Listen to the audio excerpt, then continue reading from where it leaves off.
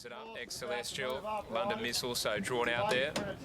Everyone else just be ready. They were close, racing.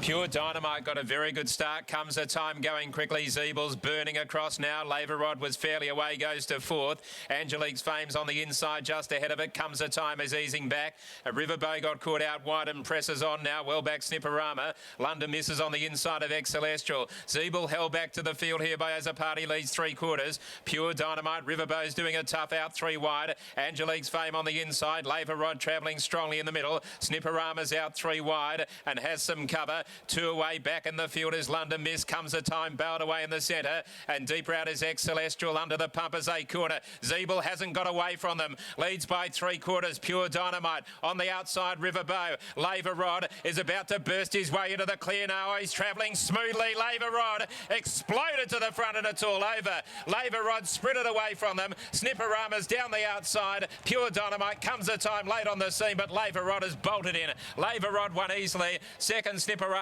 Third comes a time. Fourth got close. Pure Dynamite was very handy up there with London Miss out wider and Zeebel the inside. And then came Riverbow. Well back is ex-Celestial. And the last one is Angelique's Fame. Brilliant win. Very smart galloper. Pure Dynamite will run fourth, number 4. 1, 7, 3 and 4. Laver Rod just needed to angle into the clear. The run came at about the 300, or maybe a bit after that, 250 out. And wow, had boosters on its hoofs, accelerated brilliantly, dashed away from them. And Laver Rod is a group quality horse. Potential to pick up a big sprint over here. A race like the Winterbottom is potentially on the cards. And look at him go over the final stages, streaking away from them and winning easily. Snipperama's been a good run into second place, backing up. Comes a time, ran home well. It's looking for further for sure. And Pure Dynamite has just held 4th place in front of Zeebel the inside. And that was an outstanding victory. The highlight of the day so far, Brittany, an outstanding performance by the Casey-trained Laver Rod. Wasn't it, Rich? It was the kind of performance that made you really stand up, take attention, and gave me a little bit of goosebumps, to be honest, the way Laver Rod was able to explode away. Paddy Carberry looked really intent early just to stay off the fence. We knew he would be doing that, but then all of a sudden he had the back of Pure Dynamite, who just was coming off the bit way too early. Paddy would have been really conscious to try find his way into the clear, but when he did, Laver Rod totally exploded and delivered on all the potential that we know he has. Sean Casey joins me in the yard now. Sean, I would have loved to have a heart rate monitor on you throughout that run. How are you feeling? You looked a little nervous before the race. I was nervous today, yeah. Yeah, you picked it, and I thought the best place was for me in the mountain to go walking with the horse to get a bit of steam out. You must be so impressed by what you just saw. You know behind the scenes how much ability he has, but to explode away over 1,000 metres today, how good was that? Yeah, but like I say, I'm always on the back foot a bit with how good they are, but Paddy and Jake, they couldn't stop wrapping him up leading into this, so yeah, very happy. You've toyed with the idea of going east because he does have that Super Vobis nomination. What do you think after watching that today? It's over a 1,600 metre race, 1,600 metres that race, and it's obviously it's in front of him. But you know, like with the horses like him, if they're going to run smart short course times, you know, like you know, he's only 3, so he could probably wait a year to mellow out. So you know, we may even just keep him at short course, but we'll just let everything just fall into place. That's an option in front of us, you know. There's probably a small question mark on him over 1,000 metres from many people, given that 2 of his listed placings came over 12 and 14. Does that mean all of a sudden you had the 16 in mind of this Super Vobis, but after seeing how explosive he was over this short course, what goes through your mind in terms of distance?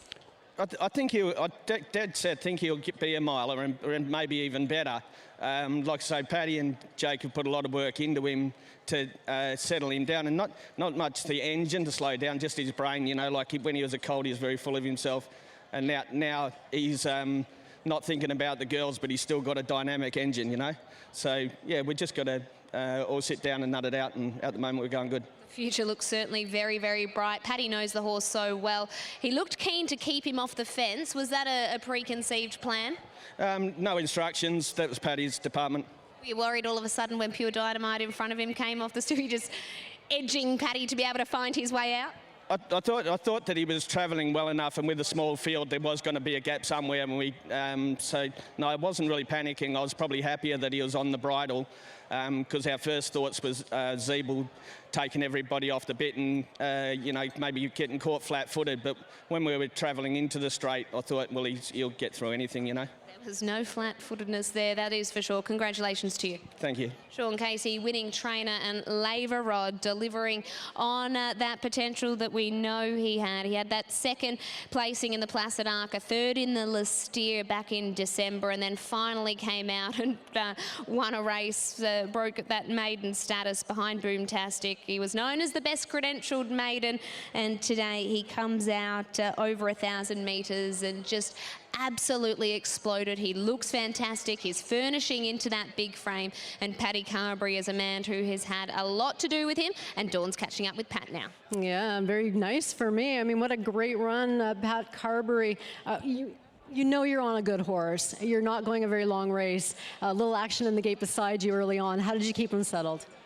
He wasn't that settled. He was quite boisterous today. He's a very strong young fella, and obviously it's a fine line keeping him fresh enough for the 1,000 or, you know, over the top. So they're generally always a bit fresh, especially first up. And he's a real competitor. He knows when he's at the races, and he was quite keen in his prelim. And once he got that out of his system, he's quite well. But I had a couple of good barrier tendons up with me just to try and settle the ship a bit. He wasn't happy about it, but you know, he just needed sort of pulling into line and try to get him stand up as good as he possibly could. I was very impressed with the win. He was very impressive. Any anxious moments for you down the stretch? It was just a matter of finding a seam. Once he got a bit of clear air, I was pretty confident. It was just a matter of getting that clear air. The one in front of me come off the bridle a little bit, but obviously when they're off the bridle, they sort of roll around a little bit, but I was lucky enough they rolled around and I was able to shoot him through. But he's got a good turn of foot. He was able to take the run quick, smart. Well, you gave us goosebumps. That was fun to watch. Thank you for that. Cheers, appreciate it. Thank you. Paddy Carberry speaking after the victory of Laver Rod. He's one to follow. He looks extremely smart for the Daly family. And Sean Casey taking out race number 6.